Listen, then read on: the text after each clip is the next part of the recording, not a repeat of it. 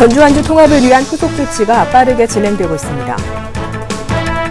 전라북도가 오는 11월에 열리는 세계 순례대회를 위해 조직위원회를 출범시켰습니다.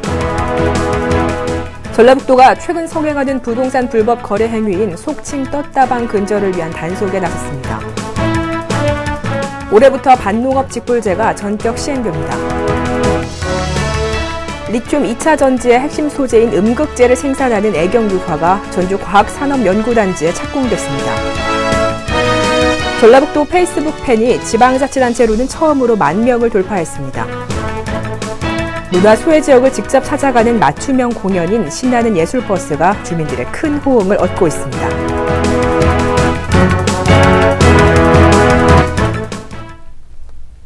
도민 여러분 안녕하십니까? 전북 도정 주간 뉴스입니다. 전주 완주 통합을 위한 후속 조치가 빠르게 진행되고 있습니다. 전라북도와 전주시 그리고 완주군은 통합을 위한 협의체를 구성하고 매월 정례적으로 만나기로 했습니다. 또 각 지자체에서 5명씩 모두 15명으로 구성되는 전주 완주 상생발전 실무협의회를 격주 단위로 가동해 통합청사와 스포츠타운 조성 등 각종 현안에 대한 실천 방안을 논의한다는 계획입니다. 전라북도가 오는 11월에 열리는 세계 순례대회를 위해 조직위원회를 출범시켰습니다.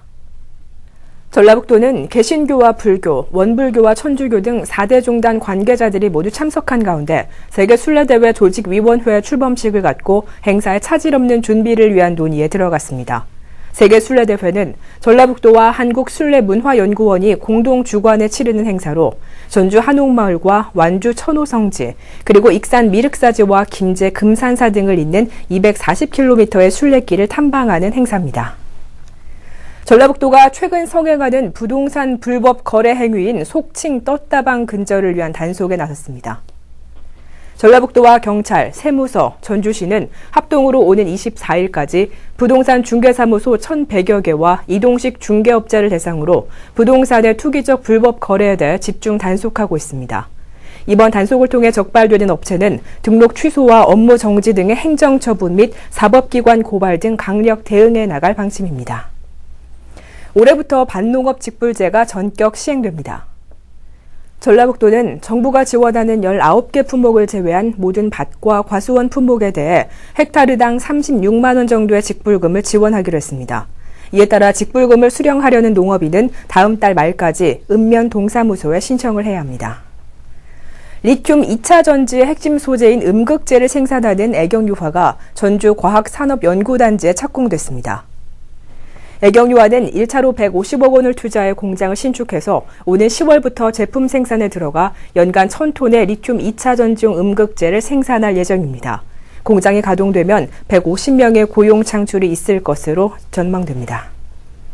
전라북도 페이스북 팬이 지방자치단체로는 처음으로 10,000명을 돌파했습니다. 이는 지난해 10월 공식 페이스북을 개설한 이래 7개월여 만에 거둔 성과로 팬 수는 전라북도에 이어 충청남도와 경기도, 서울시가 그 뒤를 잇고 있습니다.